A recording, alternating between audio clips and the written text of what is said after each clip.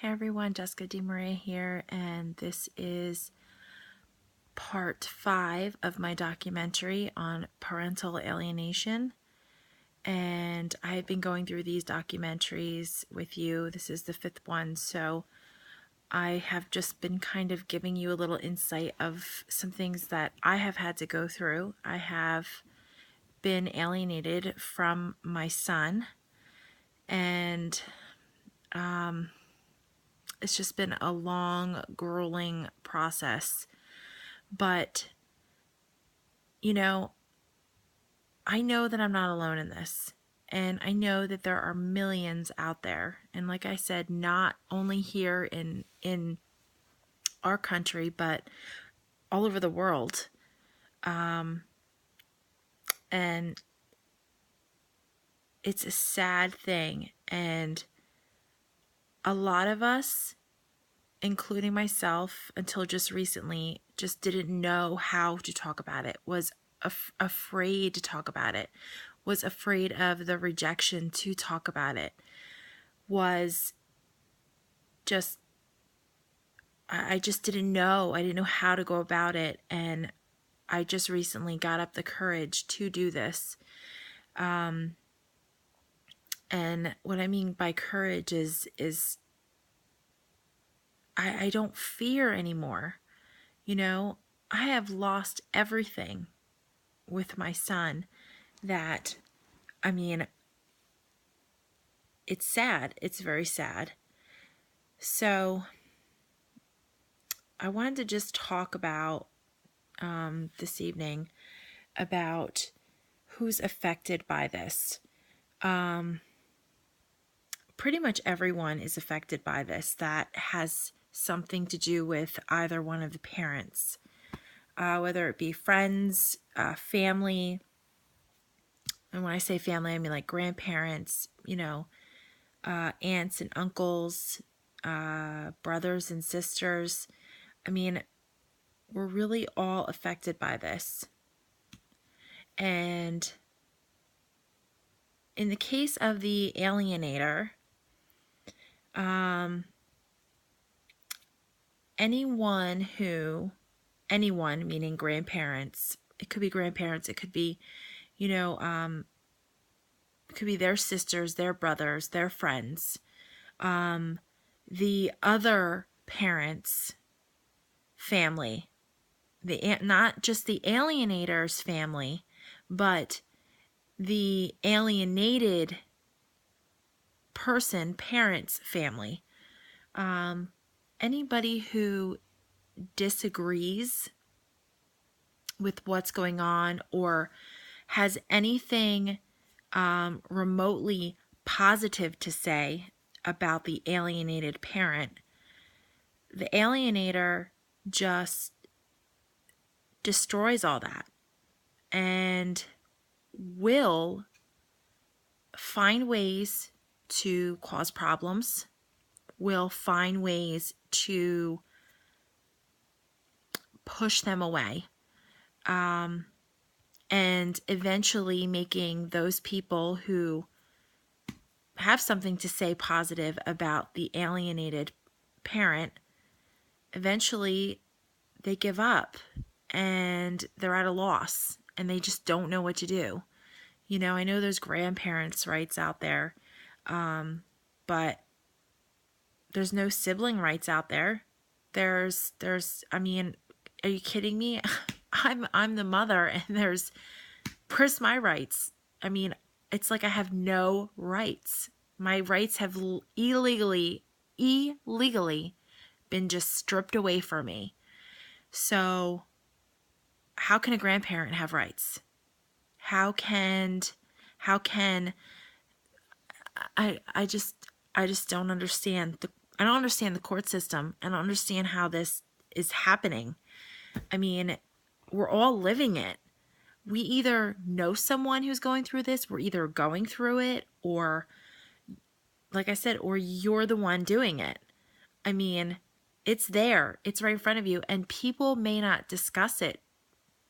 From what I'm being told, that a lot of people just just don't discuss certain things. And I guess they can't discuss certain things. I really don't know. But I do know this, that it is our right. I've said this over and over again in every single part of the documentaries that I have made already. It is freedom of speech, people. I don't understand. I'm not going to let someone tell me that I can't express freedom to expression, express the truth. If you lie and you are lying about this, that's one thing. But when you're telling the truth and you know you're telling the truth and you have proof that you're telling the truth and what you're saying is going to help others know that they're not alone and help others come out with this, it's important to tell the world what is going on. It is very important. It is very important to share your story, to not be afraid to come out and to talk about this. We should not be afraid to talk about these things if they're the truth. I mean, it's our right. We cannot let anyone take that right away from us. And when I speak of us, I mean the alienated us, the alienated people, the alienated parents, whether you're the mother or the father. This just doesn't just go with me, a female, it goes with a male too. And like I said, it goes with grandparents. You're alienated away from your grandkids. It goes with sisters and brothers. You're alienated from your siblings. It's not fair. So I get it that there's more to this when it comes to the system. And our system is broken. And I need to start spreading awareness to everyone, because I am going to make this my mission. And it's not just about me. This isn't just about me. This is not just about you. This is a world where we are all in this together, and there is millions of us in this situation together, and we have to make a stand. We have to do something about this. Do not be afraid to come out and talk about this. Nobody in this world could tell you that you don't have the right to talk about this. You don't have to say names. You don't have to point fingers. You don't have to be nasty. There's ways to go about it. You don't have to be angry.